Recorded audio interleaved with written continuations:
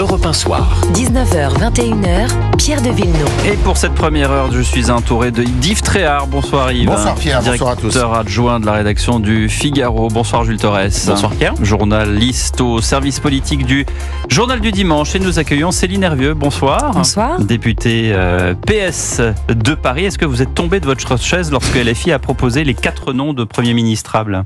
Alors non, je ne suis pas encore tombée de ma chaise, mais en revanche, effectivement, le fait que le nom de Mélenchon réapparaisse à ce moment-là, on considère quand même que c'est une petite provocation, mais c'est pas grave. L'important, c'est qu'on avance dans les négociations et qu'on atterrisse prochainement. Mais comment est-ce que vous pouvez dire que vous pouvez raisonnablement dire ce soir sur Europe 1 que vous avancez dans les négociations? Ça fait 5 jours que vous continuez les tractations, et là, LFI balance 4 noms, Bompard, Panot, Guettet, Mélenchon. Ça n'a pas l'air de vous... Ce sont des têtes d'affiche de leur parti, donc c'est assez cohérent en réalité. Voilà. Chaque offre politique... Et là, politique, on vous annonce également le nom de Madame Huguette Bello, 74 ans, membre du PC depuis un demi-siècle, qui a donc connu Georges Marchais et Léonid Brejnev. Oui, alors j'ai entendu ce nom comme vous. Pour être honnête, j'ai pas eu plus d'informations à ce sujet. Ça me paraît relativement peu probable. Parce que... Peu probable ou ubuesque ? Peu probable, très peu probable en réalité. Je n'ai pas plus d'informations à ce stade. Visiblement, son nom a circulé. Moi, je pense qu'il faut être clair. Il faut une personnalité de consensus et de rassemblement. Quelqu'un qui va pouvoir construire demain des coalitions et qui peut constituer un gouvernement équilibré pour gouverner le pays, qui a vraiment besoin d'un nouveau souffle politique et d'un nouveau projet pour qu'on avance. Donc, qui est le plus à même de réaliser cela ? À mon sens, ce sont les socialistes qui ont quand même montré par l'histoire, par les responsabilités qu'ils ont occupées par le passé, leur capacité justement à exercer le pouvoir et à aller chercher des coalitions plurielles. Les socialistes sont les mieux placés pour ce faire. Donc moi je pense que Olivier Faure, notamment notre premier secrétaire, est un bon candidat.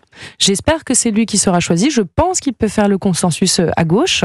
Mais maintenant, oui, excusez-nous de prendre 5 jours pour un choix politique qui va entraîner des conséquences sur du moyen terme. Et il ne s'agit pas de nommer quelqu'un, enfin de proposer quelqu'un qui demain serait censuré dans les jours qui viennent. Donc il faut quand même construire les choses de façon cohérente. Et oui, ça prend un petit peu de temps. Après, je suis comme vous.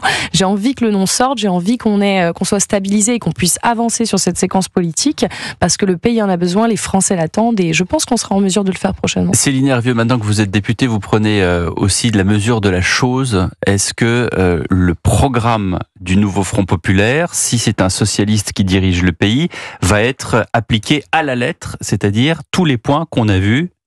Non. Non, on peut pas. Non, parce qu'en fait, il faut tenir compte quand même du résultat des élections. Nous sommes démocrates, donc on constate bien qu'il n'y a pas de majorité absolue. Donc, qu'est-ce qu'on doit faire ? On doit définir des priorités, des axes.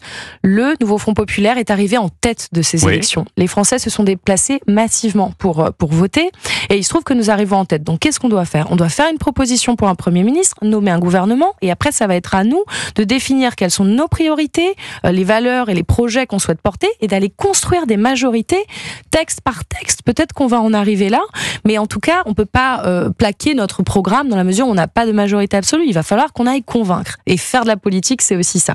Donc je suis sûre qu'on en est capable. Je suis sûre qu'il y a des textes, des projets sur lesquels on peut se retrouver avec d'autres parlementaires. La question des services publics, par exemple, un grand plan d'urgence pour l'hôpital, pour l'école publique, la question du grand âge, la question de la petite enfance, la revalorisation des salaires.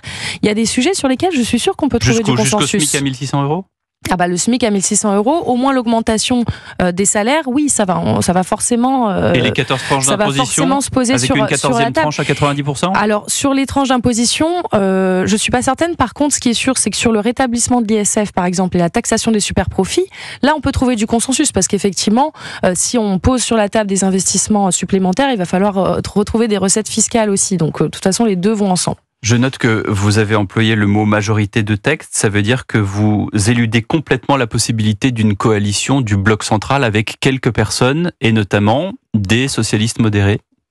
Alors, je ne l'élude pas complètement, mais on se dirige pas complètement vers ça, là, en l'état, visiblement. Parce que, en fait, ce qu'il faut comprendre, c'est que quand moi je reçois la lettre du président... Normande, non, par hasard. Non, mais attendez, on reçoit une lettre du président très bien écrite, nous expliquant que personne n'a gagné l'élection. Enfin, si c'est pas un déni de démocratie, ça quand même.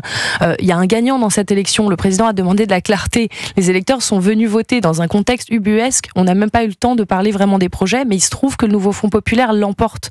Donc maintenant, il faut pas nous dire que personne n'a gagné. Il y a un camp, si j'ose dire, qui a gagné, et donc c'est à lui, c'est à partir de ce projet, voilà. Mais donc c'est à partir de ce projet qu'on doit travailler. C'est celui-là et pas un autre. Question d'Yves Tréhard. Oui, en fait, est-ce que vous vous rendez compte que vous ne pourrez rien faire avec la France insoumise et que de toute manière, s'il y a une coalition qui se forme, ça sera sans elle, puisque les 4 noms qui ont été cités par Pierre pour être éventuellement des premiers ministres, ce sont des... Je dirais, c'est des fusées ou des bombes qui ont été posées sous vos pieds pour faire en sorte que ça marche pas avec, que la gauche n'arrive pas à se réunir parce que la France insoumise n'y a aucun intérêt. La France insoumise n'a pas intérêt à marcher avec vous. Ce que veut Jean-Luc Mélenchon, qui a une ambition qui est une ambition présidentielle, il n'a pas du tout envie d'aller se griller les ailes pendant 2 ans à Matignon, ou que quelqu'un de chez lui se grille les ailes à Matignon, ce qui serait tout à fait pour lui dommageable, je dirais. Je pense que si Olivier Faure, par exemple, était nommé Premier ministre, il peut y avoir dans son gouvernement des personnes de la France insoumise, peut-être des personnalités moins clivantes, peut-être des gens qui sont spécialisés sur des thématiques en particulier, qui ont une légitimité. Les dissidents, les dissidents éventuellement. Mais enfin, ils sont pas nombreux. C'est normal que la France insoumise propose ces noms-là, puisque ce sont leurs représentants principaux. Donc moi, ça me choque pas. Maintenant, c'est un dialogue. On va chercher un consensus autour d'une personnalité. Et je pense que, y compris chez les insoumis, en fait, on a une conscience de la responsabilité qui est la nôtre. Là, on est en sursis vis-à-vis du RN. Le barrage républicain a fonctionné, mais jusqu'à quand ? Jusqu'à quand on va continuer à faire campagne comme ça tous les 5 ans sur cette logique-là ? Non. Là, peut-être tous les ans, parce que s'il y a une dissolution dans un an, vous allez refaire. Je veux bien qu'Emmanuel Macron convoque des élections tous les ans, mais jusqu'à avoir raison. Mais en fait, ça n'arrivera pas. Il n'y a aucun débouché politique à la Macronie.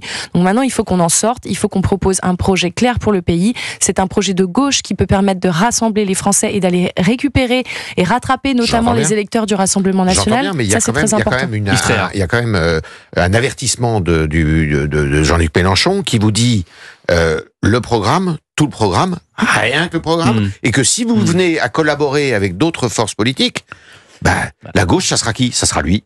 Vous ne serez plus à gauche. C'est un mensonge. C'est un mensonge de dire le projet avec le projet, parce que ça revient à dire qu'on va rien faire. Il a justement la voix qui porte.